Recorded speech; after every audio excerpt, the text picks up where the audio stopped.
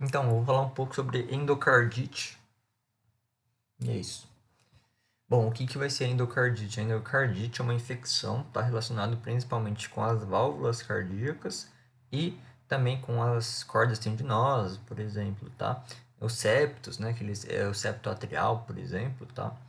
Então, a endocardite, um monte de gente acha que é só infecção na válvula. Bom, é a mais comum, né? Porém, não é o único, né? A endocardite ela também pode afetar tanto as cordas tendinosas como os septos. E além disso, a endocardite ela vai afetar a parte epitelial do coração mais interno, ou seja, eu mencionei lá no vídeo de histologia que o endocárdio, né, o endocárdio, né, ele tinha três, três camadas, né, três camadas, uma epitelial e duas conjuntivas, né. Ele vai afetar justamente a parte epitelial, a parte mais interna, tá? E aí a gente lembra também que esse tecido epitelial é um tecido epitelial pavimentoso simples. A endocardite ela tem uma peculiaridade que é que por mais que a evolução da medicina tenha ocorrido, a gente não conseguiu diminuir essa prevalência de pessoas com endocardite ainda, tá? Bom, a epidemiologia. Então, no Brasil e nos Estados Unidos eles são comuns, tá? E normalmente, na verdade, quase sempre a endocardite ela é relacionada com infecções bacterianas, tá? Normalmente as bactérias que fazem isso. No Brasil, quais são as bactérias mais comuns? É o Streptococcus, o Enterococcus e o grupo Racec, tá? Nos Estados Unidos, no entanto, a bactéria mais comum é a Staphylococcus aureus, tá? Eu vou falar um pouco também em relação da endocardite, por exemplo, com a questão da febre reumática, né? E outras doenças. Bom, então, como que é a transmissão e os fatores de risco da endocardite? Uso de injetáveis, de drogas injetáveis, tá?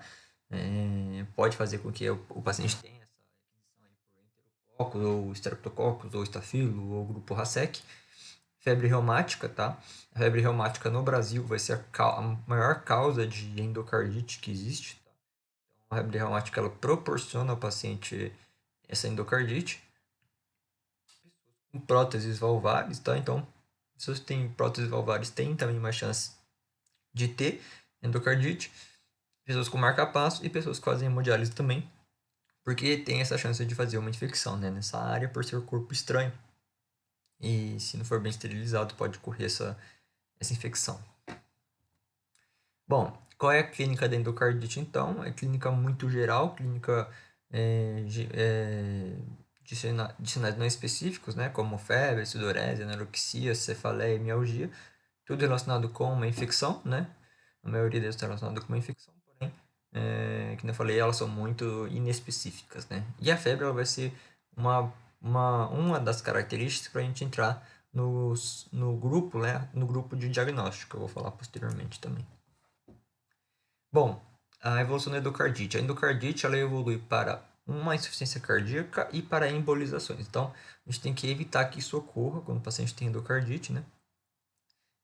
Então, ele pode evoluir para uma insuficiência cardíaca, como eu falei, ter problemas na parte da circulação, da perfusão e tudo mais, e embolizações também, tá? Formação de trombos e depois eles se formarem em êmbolos aí, e pode causar mais problemas ainda. Então, uma endocardite tem que ser tratada, né, já que essas duas ocorrências aí podem levar até a morte. Bom, o exame físico da endocardite ela é muito característica, né? Aí que a gente vai saber se é uma endocardite mesmo. Por quê? Porque primeiro a gente vai ter um sopro cardíaco, né? A gente está tendo os problemas na válvula, né? Justamente por essa infecção. E o sopro cardíaco ele vai nos indicar ali mais ou menos que pode haver uma endocardite, tá? Sinais de embolização, que nem eu falei, a endocardite ela pode ocorrer, pode proporcionar um êmbolo, né? Então a gente pode ter, por exemplo, problemas neurológicos, né? Como um AVC, problemas abdominais, como um infarto esplânico, ou seja, esse êmbolo chega lá na artéria esplânica e interrompe o seu fluxo, tá? E aí a gente vai ter a tríade, né, da endocardite, que é as lesões de Janeway, os nódulos de Osler e as manchas de Roth. As lesões de Janeway, elas são manchas, né, pápulas eritematosas que ficam na palma das mãos e dos pés, que não causam dor. Os nódulos de Osler são nódulos, né, que vão se localizar na parte da face interna dos dedos, tanto dos dedos do pé quanto dos dedos da mão. Tá? Então é importante que a pessoa que a gente suspeita de endocardite veja a mão e os pés dela, né, para ver se a gente achou algum desses achados aí. Tá? E as manchas de Roth são hemorragias retinianas, tá? A gente só vai conseguir ver elas no fundo de olho, no exame de fundo de olho.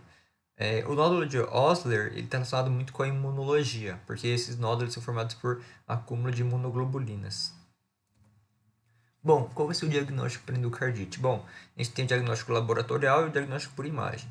O diagnóstico laboratorial, a gente vai fazer uma hemocultura para ver se a gente acha alguma daquelas bactérias que eu falei anteriormente, estafilococcus, enterococcus, grupo Racec, strepto, tá?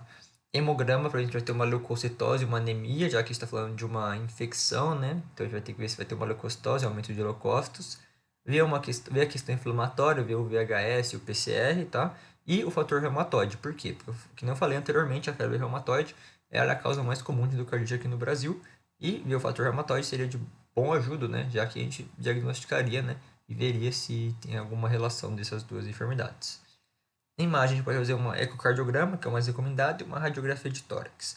A radiografia de tórax vai ver se a gente vai ter uma presença de próteses, né? Ou de marca-passos, porque, como eu falei, também são fatores de risco para endocardite. Bom, e aqui nós temos o critério de Duke, tá? O critério de Duke, ele é os critérios que a gente usa para fazer um diagnóstico da endocardite. No critério de Duke, a gente vai ter os critérios maiores e os critérios menores. A gente tem 2 critérios maiores e 5 critérios menores. Para a gente fazer o diagnóstico, a gente precisa ter os 2 critérios menores, os 2 critérios maiores, os 5 critérios menores ou um critério maior e 3 critérios menores, tá? Então a gente precisa ou ter todos os critérios maiores, ou ter todos os critérios menores, ou ter um e depois 3 de outro, tá? Metade de cada.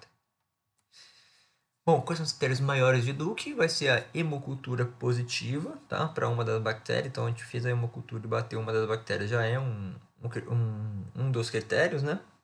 E o exame de imagem positivo, tá? Tanto com o ecocardiograma como para a tomografia. Bom, os critérios menores de Duke, aí a gente vai usar a questão do exame físico também, tá? Primeiro, a gente vai ver se a pessoa é predisponente. Então, se ela tem alguma febre reumática, uso de injetáveis, valvulopatia prévia, né? Então, ela já tem um ponto aí nos critérios menores. Imunológico, né? Então, glomerulonefrite, nódulos de Osler, que nem eu falei, que vai ser aqueles nódulos formados na face interna dos dedos do pé ou da mão. Fator de reumatoide positivo, né? Já que está falando de imunológico. Febre, então uma febre também é um dos critérios menores, por isso que eu mencionei ali. Embolização, então, por exemplo, as lesões de Janeway, por exemplo, e as manchas de Hoth, elas são característicos de embolização, né? Então, as lesões de Janeway, que são as pápulas eritematosas nas palmas das mãos e dos pés, são sinal de embolização, e as manchas de Hoth, ou de Roux, né, é uma hemorragia, que eu falei, retiniana, que a gente só vai conseguir ver no exame fundo de olho. E essas manchas de Roth aí, elas também são características de embolizações, né? E uma microbiologia também é outro fator, por exemplo, a microbiologia que não vai entrar no critério maior, ou seja, a microbiologia de outra bactéria, ou que não tem alguma certeza, tá? Então ela entra nos critérios menores. Bom, o tratamento da endocardite, a gente vai ter o tratamento por antibiótico, cirurgia ou cateterismo, tá? Bom, para a questão do tratamento com antibiótico, a gente vai usar penicilinas e aminoglicosídeos, tá? Para as pessoas sem prótese, ou seja, a gente fez o raio-x ali, né? A pessoa não tem prótese, a pessoa falou também no histórico não tem prótese. A gente vai usar ampicilina, que é uma aminopenicilina, né? Junto com a mox, porém a gente pode usar ampicilina junto com a ampicilina com sulbactam, né? A gente usa. A gente pode usar oxacilina, né, que é uma penicilina contra estafilococcus, especialmente se você estiver suspeitando, né, de um estafilococo, a gente pode usar essa oxacilina. E uma gentamicina, que é um aminoglicosídeo, tá? Para pessoas com prótese, a gente vai ser mais forte, né, com a vancomicina, que é aminoglicosídeo, gentamicina, que é aminoglicosídeo também, e uma rifampicina, tá? Pessoas com insuficiência cardíaca, né? Pessoas que já evoluíram para uma insuficiência cardíaca, vamos fazer a substituição, vamos fazer a cirurgia dessa válvula. E cateterismo a gente vai fazer também para ver a questão da coronária, ver se a coronária tem alguma obstrução, né? Porque a gente já pode entrar em uma doença isquêmica, né? Então já é outra questão aí, né? E é isso, essa é a endocardite.